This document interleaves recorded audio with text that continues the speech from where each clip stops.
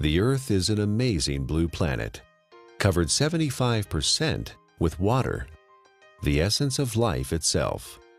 Without water, life would not exist. Water makes our planet unique in our solar system, and the presence of water is what astronomers look for in their search for life on other planets. Like the Earth, the human body is also, on average, 75% water. Without water, none of the processes that support life can exist. While we can go without food for many weeks, we can only live a few days without water. Yet only 2% of the Earth's water is drinkable, and billions of people worldwide don't have access to clean drinking water. In this video, you'll learn a lot about water. You'll also be introduced to Dr. Richard Cohen, MD, a doctor who practices integrative anti-aging medicine and performance sports nutrition. We really don't think too much about water. It's something that comes out of our tap. It's something that's in the ocean. But what I want people to realize is that we are essentially water. Our brain is 90% water. Our blood is 80% water. Our muscles are 70% water. So without water, our bodies cease to exist. Water is the essence of life. Water carries oxygen and nutrients to the cells. Water regulates body temperature. Water helps the body absorb nutrients and convert food to energy. Water protects and cushions vital organs and cushions the joints. Water removes metabolic waste from the cells through the lymphatic system. Without water, life ceases to exist. Water is just water, right? Tap water, filtered water, spring water, well water, bottled water. Some are a little more pure than the rest. Others have more minerals and taste better. You may pay more for the ones from Fiji or France or some glacier in Canada. But water is just water. Or is it? Volumes have been written on the subject, and the truth is, not all water is the same. Where did water come from?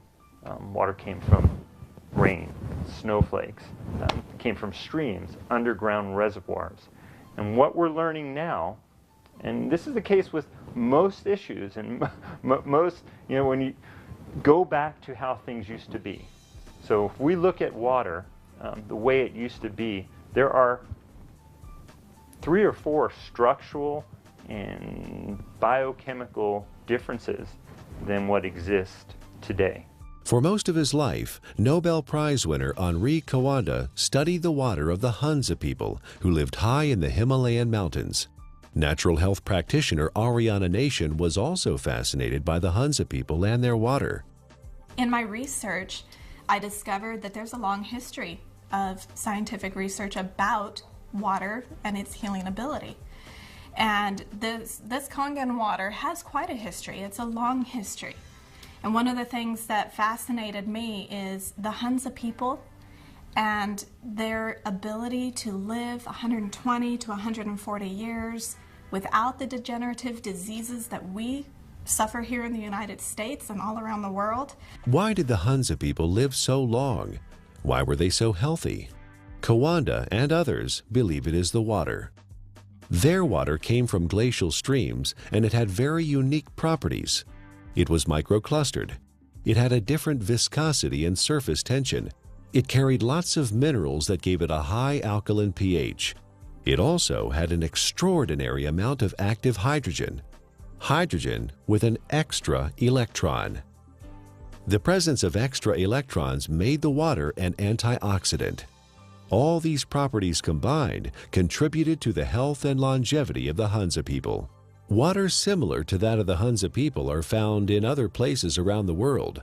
The Caucasus Mountains of Azerbaijan, the Xinjiang region of China, and the Andes Mountains are just a few. In research, the Russians and the French and a lot of people have researched this.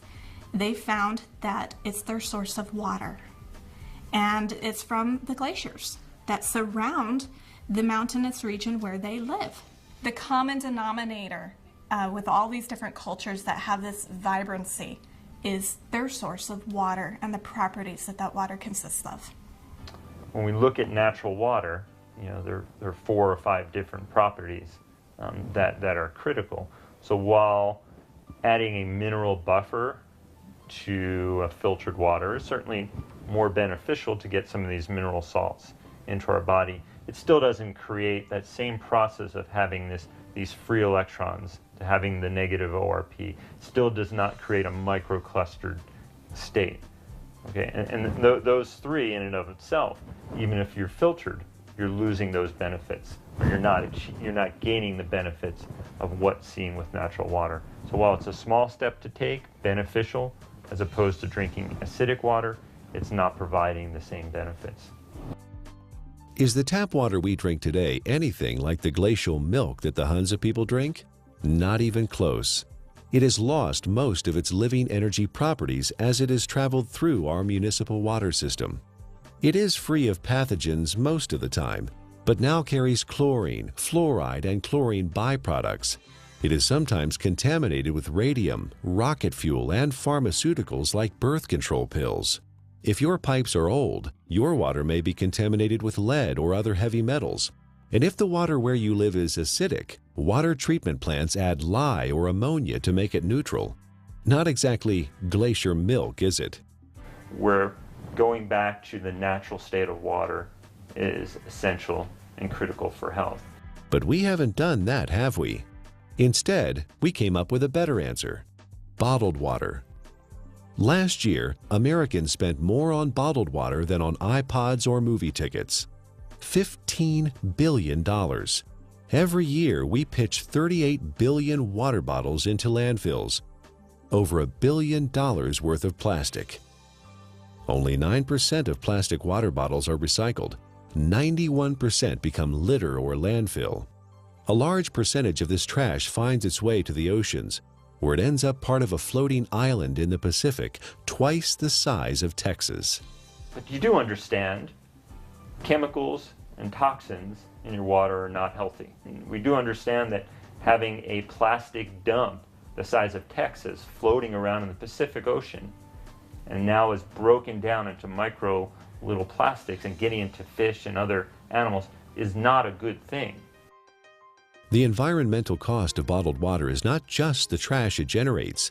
It requires 2 liters of oil to make a 1-liter plastic bottle and transport it to the consumer. Spending thousands of dollars to ship water from Fiji to drink in the United States, and the energy that requires to do that is ludicrous. More than 1 million bottles a day of Fiji water, untouched by human hands, is produced in a country 6,700 miles away from California and transported halfway around the world for our consumption. At the same time, more than 50% of the people in Fiji don't have access to safe drinking water. Oh, by the way, you might want to know that by the time Fiji water gets to you, it is only slightly alkaline and has a positive ORP. It's not Fiji water anymore. Is bottled water any better than tap water? Given what it costs, it should be, but it's not. In fact, a significant percentage has more contaminants than are allowed in tap water.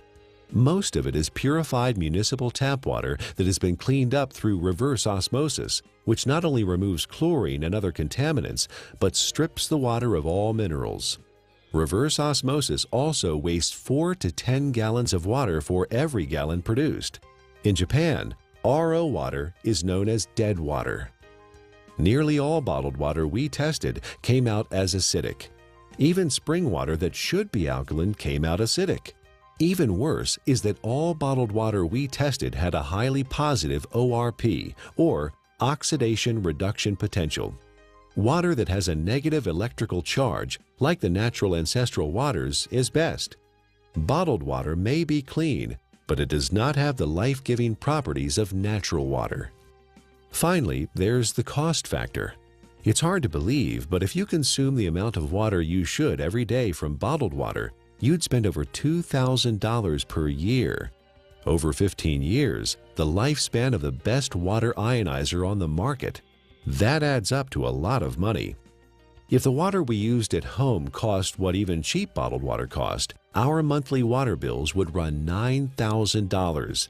$15 billion per year is spent on bottled water in the U.S., and over $1 billion worth of plastic ends up as trash.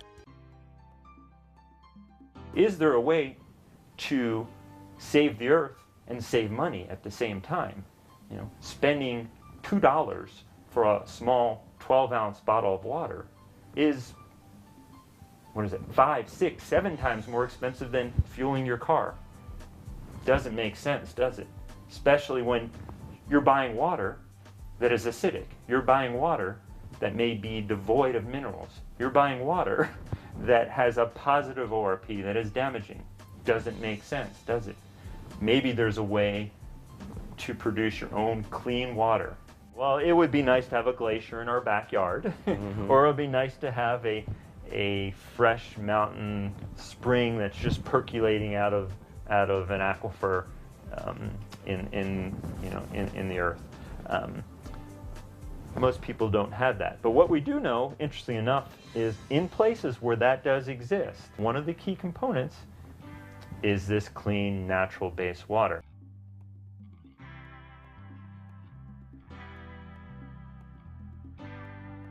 If you care about the earth and your pocketbook and are currently drinking purified bottled tap water, get a carbon filter for your faucet and use a safe, reusable water bottle. However, if you want to improve your health, drinking ionized alkaline Kangen water is a better choice. Like natural ancestral waters, it is microclustered, contains alkaline minerals, and has a negative ORP, making it an antioxidant, and it costs a little more than $1 a day for unlimited amounts.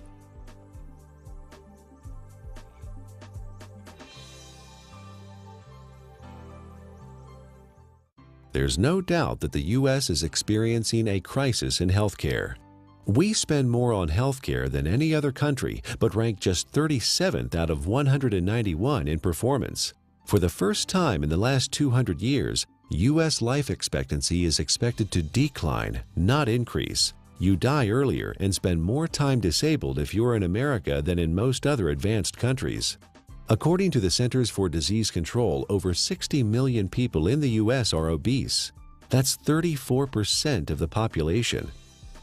50 million people have high blood pressure. 13.5 million people have coronary heart disease, with 1.5 million suffering heart attacks every year. 16 million people have type 2 diabetes. 41 million are pre-diabetic. 95,000 people are diagnosed with colon cancer each year. The solution? A pill for every ill and an ill for every pill. The pharmaceutical industry is a $680 billion giant, and our lifestyle keeps them in business. Eat, drink, and be merry, then call 911 for a surgeon. Fortunately, we are experiencing a paradigm shift, a sea change in how many people view their health, from treatment of symptoms to prevention and optimal wellness, from disease care to health care. Many experts in new medicine or new biology believe that dehydration and chronic acidosis are the underlying causes of many diseases. They believe we are chronically dehydrated on top of being overly acidic due to our modern diet and lifestyle. These two factors combined set the stage for the development of most, if not all, illness. Most people don't believe that dehydration is a problem because they drink fluids, coffee, tea, soda, etc. But chronic dehydration has no obvious symptoms. It's not like the man dying of thirst in the desert, and you can be chronically dehydrated even if you think you are consuming enough fluid. Adequate hydration is critical to how our body functions and heals itself, and water, pure water, is the natural way to stay hydrated. What we need to understand is what is water and what is not water.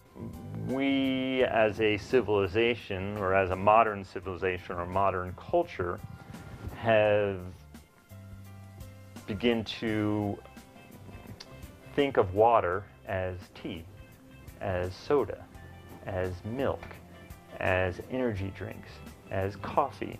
It has water or liquid substance to it, but it is not water. Okay? Even what comes out of our tap and what is in the bottled water. While structurally may be the water molecule, once we understand how water exists in its natural state before modern times, we'll realize that even that is not necessarily the water that our body evolved to exist on. How can one determine if they're drinking enough water is the question. First thing is, if you're thirsty, you're way behind. Okay, that's a clear point. Our thirst mechanism doesn't kick in until we're already slightly dehydrated. So if we wait till we get thirsty, then we are already beginning to become dehydrated and might experience symptoms like not thinking quite as clearly, or beginning to feel fatigued, or muscles may cramp up, may even start to feel hungry.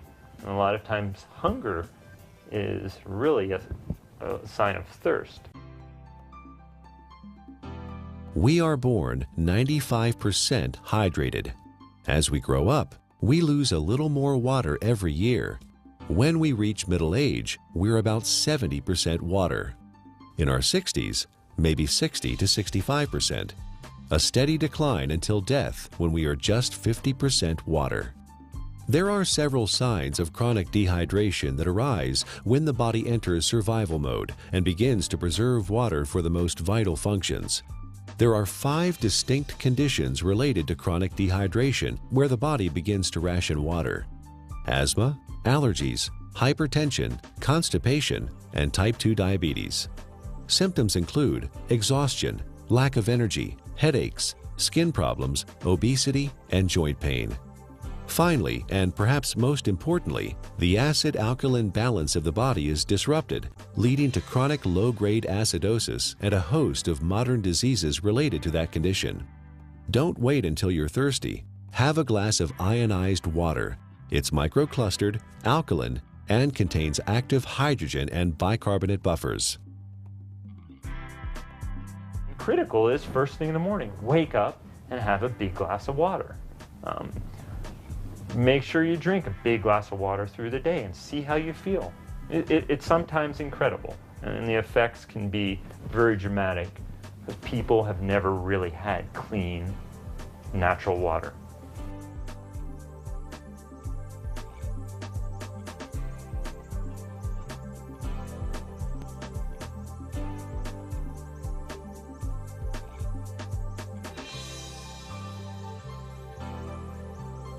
I want to use an example of an endurance athlete and specifically show the needs of hydration in the endurance athlete and how that also can relate to the everyday athlete. The person who's mowing their lawn and taking care of their kids, who is working, going to the gym, the weekend warrior, and how critical hydration is. We know that an athlete who is 1% dehydrated could have a 3% reduction in performance. Now, well, that doesn't sound like a lot. An athlete can spend hours and hours training, and in for example, a 1-hour event, a 3% reduction is almost 2 minutes. And that's the difference between winning or losing a race. One of the most important things you can do is to make sure you have enough fluid the night before. You cannot catch up the same day. When you're dehydrated, you build up lactic acid and you don't clear it. When you're dehydrated, the muscles don't receive the nutrients as effectively. When you're dehydrated, the cells, as we've talked about, don't communicate well with one another. When you're dehydrated, the oxygen carrying capacity of the blood diminishes. So you can see oxygen, energy production, neurological connections between cells are all critical to that endurance as well as the power athlete. Taking that example of the endurance athlete to the everyday person, you can see how you can become fatigued. You can see how your thinking may not be quite as sharp as it needs to be. You can see how hunger could play a role, or you begin to yawn, or your muscles are a little bit tight from sitting in the same place throughout the day. Hydration is critical. It's critical to the athletic endurance performer. It's critical to the everyday endurance athlete who wants to make it from the morning to the night as effectively and efficiently as they possibly can. Alkaline ionized water is a great choice for hydration for competition athletes, recreational athletes, and everyday people because it is microclustered, and the free hydrogen and bicarbonates help neutralize acid buildup and toxins.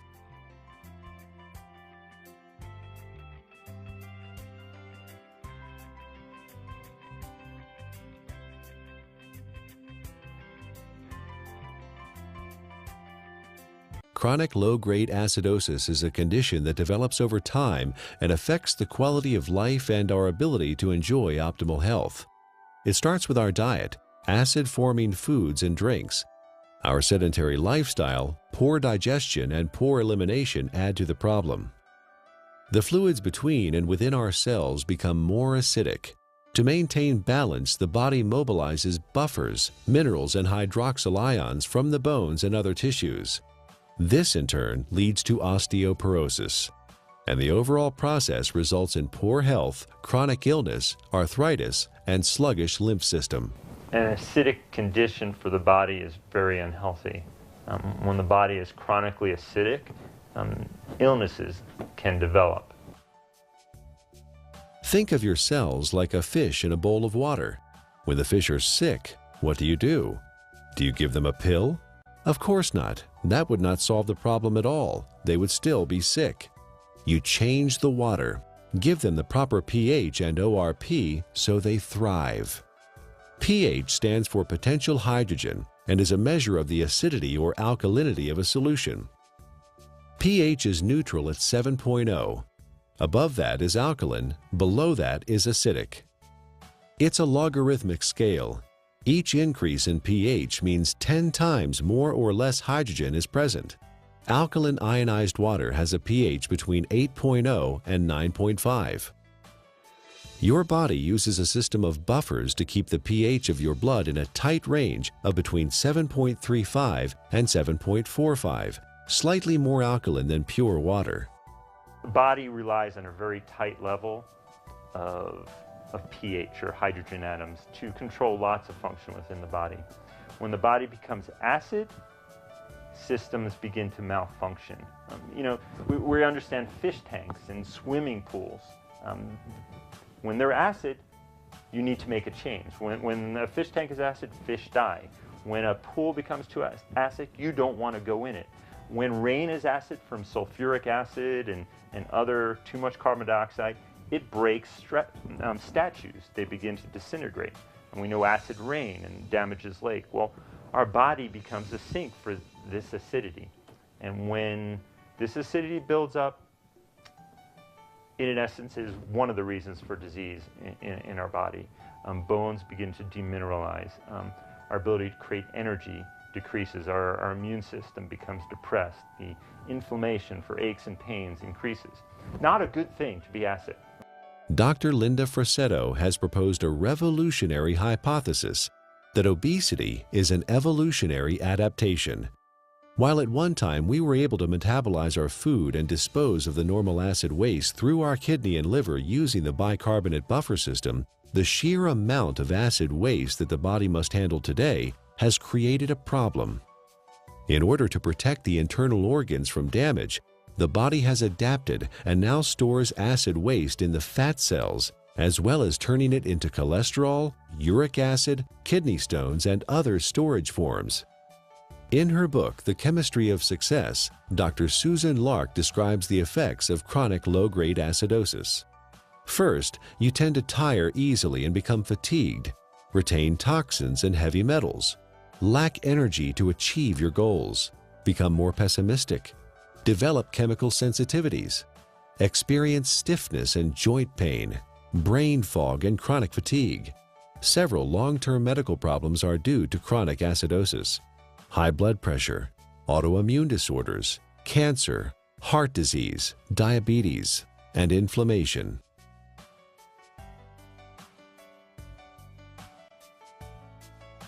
%80 of the foods we consume leave behind acid waste that the body has to deal with. A trip down the modern grocery store aisle finds very few alkaline-forming foods. Even the foods we think of as wholesome and nutritious leave behind metabolic waste products that are acid. And of course, junk food falls into the acid-forming category. Most of the fluids that people consume today are acid. Sodas contain citric acid, energy drinks, phosphoric acid, and caffeinated beverages, and coffee, and many different commercial teas. Sugar, acid. Tap water, acid. Not a good thing for our system. Natural water is alkaline. Fruits, vegetables are alkaline. Stress-reducing activities are alkaline. So you see the link here. Things that are beneficial to our body tend to be alkaline creating. It allows the body to buffer damage of its processes of energy production. In addition to our diet, there are several ways our modern lifestyle increases the acid load on the body. Physical and mental stress reduce oxygenation and blood flow and increase muscle tension. Strong emotions like anger, fear, hostility, anxiety, or excitement. Vigorous exercise, which produces lactic acid, pyruvic acid, and CO2, decreasing muscle pH. Frequent airplane travel with cabin air lower in oxygen and higher in CO2. Over-the-counter and prescription medicines and vitamins. All these things produce more acid for the body to deal with. Consuming more acid is like consuming and sucking life out of your system. You have a certain ability to buffer that, and you will break down. So water in its more alkaline state, it provides it more of a capacity, to handle some of the stressors of life that we face, or the choices that we face. Drinking ionized alkaline water, the equivalent of ancestral or glacial water, is an affordable, practical, and accessible solution to provide the body with a constant stream of alkaline bicarbonate buffers to neutralize acidity with no side effects. The cycle of wellness begins with a diet that contains more alkalizing foods and ionized alkaline water. Moderate exercise, good digestion, and complete daily elimination are also important. This leads to more alkaline fluids within and outside of the cells. Calcium and other minerals support bone density instead of being used as buffers. An alkaline body leads to better digestion, less illness, fewer colds or flu, a feeling of well-being, better lymphatic flow, more energy and stamina. Alkaline ionized Kangen water provides hydration, alkaline buffers, and antioxidant activity, which keeps the body in homeostasis, allowing it to heal itself.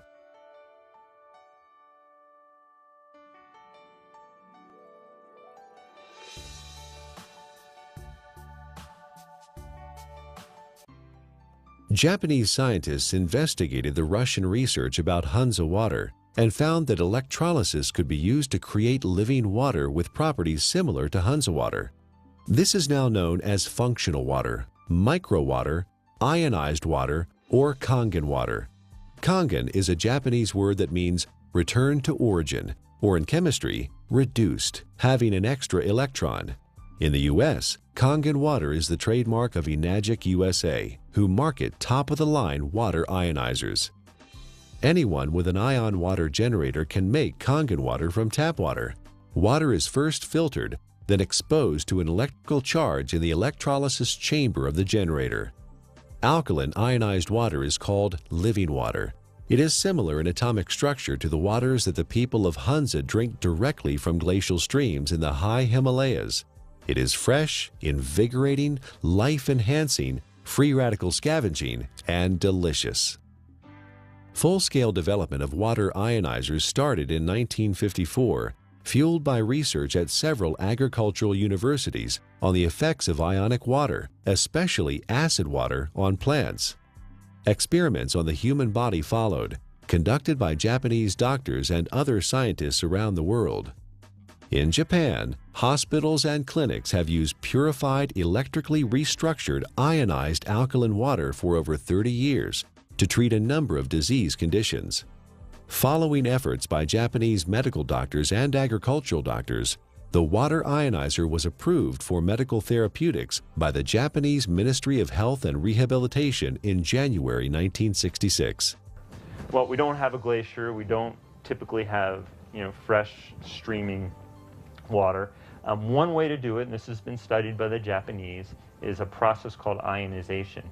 It's actually running some electricity through the water, and it breaks the filtered water into some of the natural properties. It provides the microclustering. It increases the alkalinity. It provides a high ORP, or these free electron states, to the water. So in a lot of ways, we're getting some of the similar properties to natural base water. It even changes the molecular structure. We can see a more health-giving pattern when looked under an electron microscope. So ionization is an option and a choice for many people if you don't have a glacier. So the Russians discovered the property of the water, all these properties, and they developed an electrolysis system. They found a way to actually separate the water and get these properties. And the Japanese improved upon this process and improved upon it, and have come up with the best ionizer available now. And I really do appreciate the work that the Japanese have put into it because of the diligence and the care that these ionizers are made with. Numerous peer-reviewed scientific studies have been performed in well-respected universities and hospitals around the world, which show the benefit of alkaline ionized water. Some of those benefits are weight loss, releasing toxins and stored body fat, normalize blood sugar, support healthy colon function, resolve urinary tract infections, relieve asthma and chronic respiratory conditions, stop abnormal gut fermentation, reduce proliferation of candida, fungus, and undesirable microforms, reduce chronic pain, improve wound healing with oxidizing acidic ion water. The most important thing, we don't want to drink water that has pollutants, and that can be harmful to our system. So when we're drinking water, it would be nice to know that what you're drinking is clean. The first step to creating alkaline ionized water is to have clean source water. Enagic's Kangen water generators use an activated carbon filter that removes chlorine, volatile organic chemicals, pesticides, herbicides, benzene, trihalomethane compounds, radon, solvents, and many other man-made chemicals found in tap water.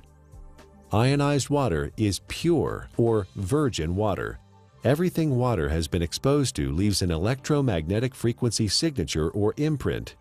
Ionized water is virgin water because the EMF have been reset. There are 4 very specific properties to these healing waters that are found in these mountainous regions that are flowing from the glaciers. And there's been a lot of research on this. The Russians discovered it, and they discovered a way to make it. And those 4 properties are, it's hexagonal, and what that basically means is it's shaped like a snowflake. You look at it under a microscope. It's beautiful, it's crystal structured. Ionized water has been restructured. The water molecules cluster in groups of 4 to 6 instead of the normal 10 to 15. Nuclear magnetic resonance has documented this difference. The reduction in cluster size helps the body absorb ionized water more quickly and efficiently. Also microclustered, micro meaning small clusters. It's broken down very small so the body can easily absorb it. It's very bioavailable. It was very alkaline. pHs around 9.5. Some were found at 9.0. So it really helped the body as far as not adding acid waste to the body and helping to keep the body very alkaline. You may hear a term, it's called clustering. The water molecules naturally exist in a cluster, and some people call it hexagonal, which would be 6. So they naturally exist in a cluster of 6 water molecules. The water as found through taps and commercial water sources is a much larger cluster of water molecules.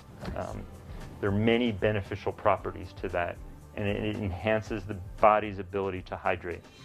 I was really excited when I started actually to quote-unquote play with the water in my own kitchen with different supplements, with powders and tea and oil and all the different things that I worked with.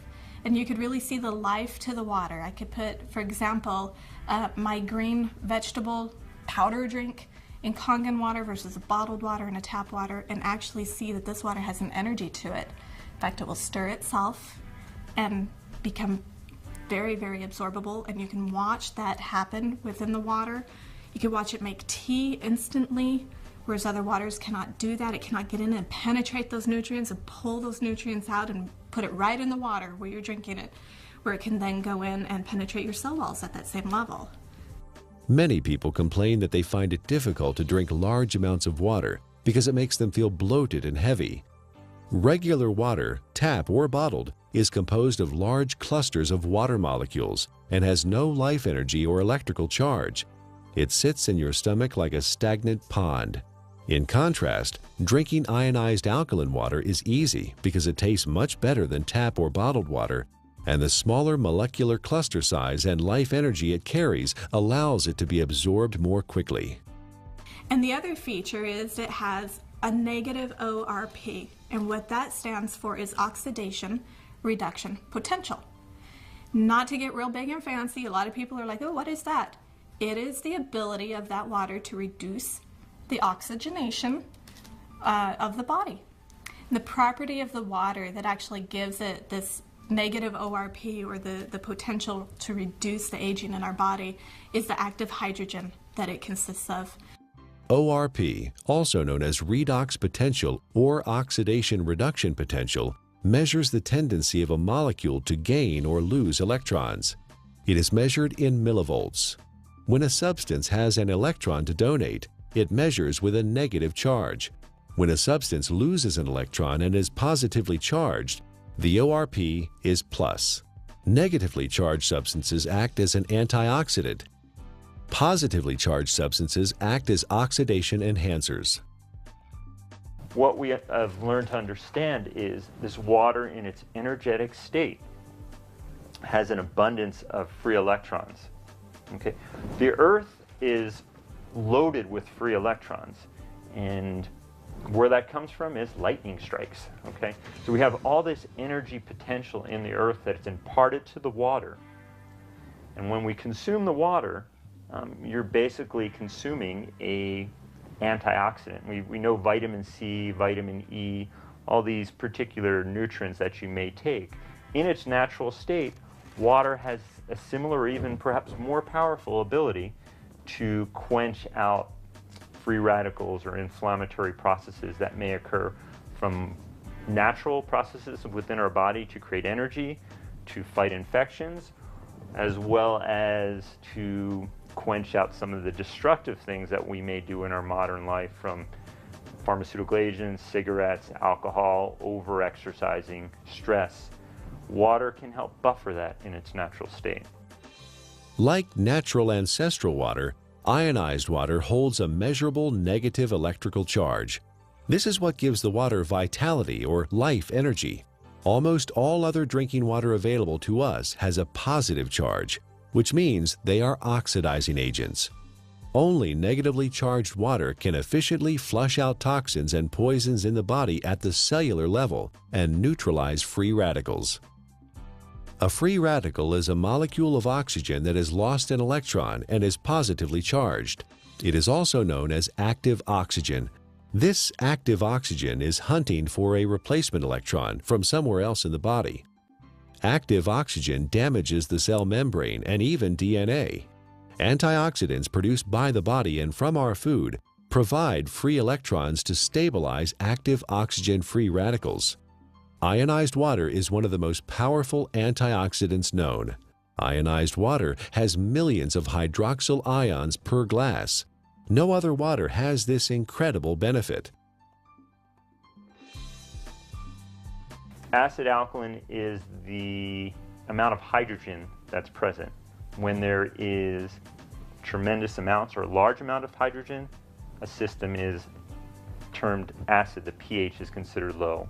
When there is lesser amounts of hydrogen, it's alkaline. The second component of water in its natural state, as we just spoke about, was having natural minerals. Okay? Right. Being able to get these nutrients which are critical to our health, and those don't exist for the most part in commercially bought or tap waters. Water in an alkaline state provides the body with a greater capacity to buffer some of the natural processes that stress the body, as well as the lifestyle processes that also stress the system. And drinking water in a natural alkaline state provides you with a substance that is not acid, that is not damaging to your system. So you can look at it from two different ways, eliminating all the unhealthful things that we don't even think about and consuming clean, natural base water. Is ionized alkaline water safe for anyone to consume? Certain medical conditions require fluid restriction, so you should follow your doctor's advice.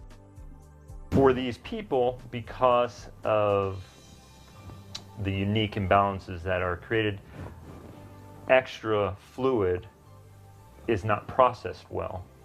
So the standard conventional mechanism, don't take fluid because you can't process it. Let's minimize it. While the cells intracellularly are starving. See, the problem is that the fluids can no longer get into the cells effectively. Is it because people are not drinking or haven't drinking natural water? Certainly one component of it. It has to do with the health of the actual cellular membrane. So for these people, well, I don't want to say drink all the water you can, but I think you will find for whatever water that you can, or fluid that you can, by consuming water in a natural state, you may begin to enhance the intracellular component of the water and lessen some of that extracellular water that exists. And in doing so, you may find that your fluid intake may gradually increase, and that would be beneficial. How that helps your ultimate condition, obviously it is an unknown since there's many factors involved. But water in its natural state, microclustered, alkalinized, is going to give you, in essence, the most bang for your buck. Don't waste your fluid on coffee. Don't waste your fluid on energy drinks or sodas. Absolutely not. That's just going to make your condition worse. All water is not created equal. We encourage you to try ionized alkaline natural water. Ask the person who gave you this DVD for a free sample of Kangen water. For references and resources about the topics covered in the DVD, go to ionwatertruths.com.